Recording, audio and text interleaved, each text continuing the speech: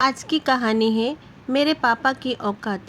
5 दिन की छुट्टी बिताकर जब ससुराल पहुंची तो पति घर के सामने स्वागत में खड़े थे। अंदर प्रवेश किया तो छोटे से गैरेज में चमचमाती गाड़ी खड़ी थी, स्वीट डिजायर। मैंने आंखों ही आंखों में पति से प्रश्न किया तो उन्होंने गाड़ी की चाबी थमाकर कहा, कल से तुम इस गाड़ी में कॉलेज जाया करोगी प्रोफेसर साहिबा। Oh my God!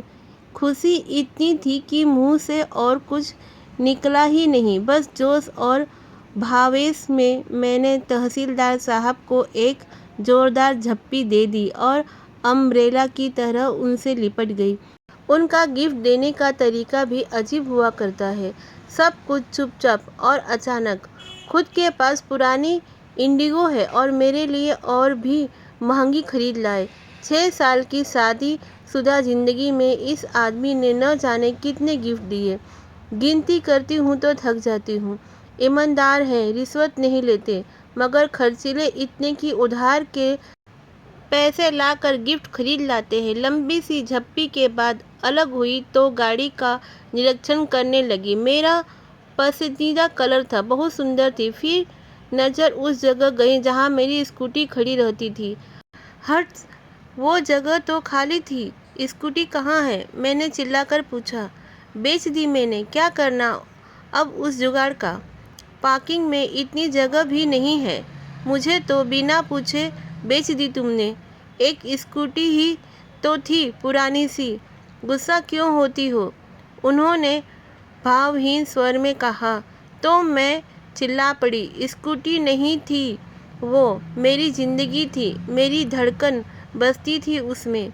मेरे पापा की एकलौती निशानी थी मेरे पास। मैं तुम्हारे तोहफे का सम्मान करती हूँ, मगर उस स्कूटी के बिना पे ये नहीं मुझे चाहिए। तुम्हारी गाड़ी तुमने मेरी सबसे प्यारी चीज़ बेच दी, वो भी मुझसे बिना पूछे। मैं रो पड़ी। शोर सुनकर मेरी सास बाहर निकल आई। उसने मेरे सर पर हाथ फेरा तो मेरी रुलाई और फूट पड़ी। रो मत बेटा, मैंने तो इससे पहले ही कहा था, एक बार बहू से पूछ ले। मगर बेटा बड़ा हो गया है तहसीलदार, माँ की बात कहाँ सुनेगा। मगर तू रो मत। और तू खड़ा खड़ा अब क्या देख रहा है? वापस ला स्कूटी को। तहसीलदार साहब गर्दन झुका कर आए मेरे पास। रोते हुए नहीं देखा था मुझे पहले कभी।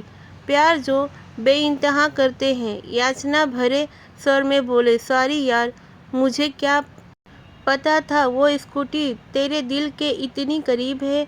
मैंने तो कबाड़ी को बेचा है सिर्फ 7,000 में। वो मामूली पैसे भी मेरे किस काम के थे?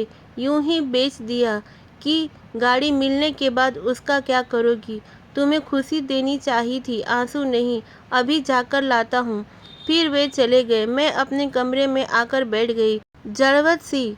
पति का भी क्या दोष था? हाँ, 1-2 बार उन्होंने कहा था कि इसे बेच कर नई ले लो। मैंने भी हंस कर कह दिया था कि नहीं, यही ठीक है। लेकिन अचानक स्कूटी न देखकर मैं बहुत ज़्यादा भावुक हो गई थी।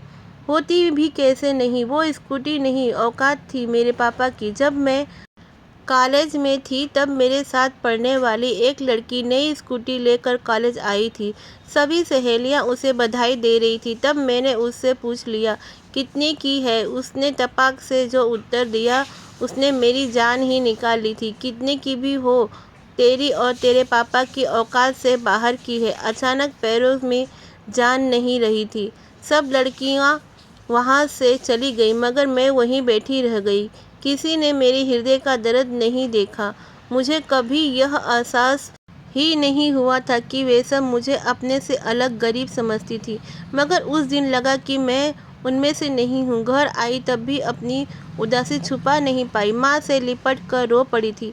माँ को बताया। माँ ने बस इतना ही कहा, छिछोरी लड़कियों पर ज़्यादा ध्यान मत देना, पढ़ाई पर ध्यान दो। रात को पापा घर आए तब उनसे भी मैंने पूछ लिया, पापा हम गरीब हैं या तब पापा ने सर पर हाथ फेरते हुए कहा, हम गरीब नहीं हैं बिटिया, बस ज़रा सा हमारा वक्त गरीब चल रहा है। फिर अगले दिन भी मैं कॉलेज नहीं गई। न जाने क्यों दिल नहीं था।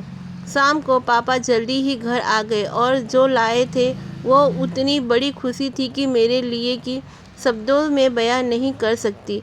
एक प्यारी सी स्कूटी, तितली सी नहीं, एक सफ़ेद परी सी थी वो। मेरे सपनों की उड़ान, मेरी जान थी वो। सच कहूँ तो उस रात मुझे नींद नहीं आ रही थी। मैंने पापा को कितनी बार थैंक यू बोला याद नहीं।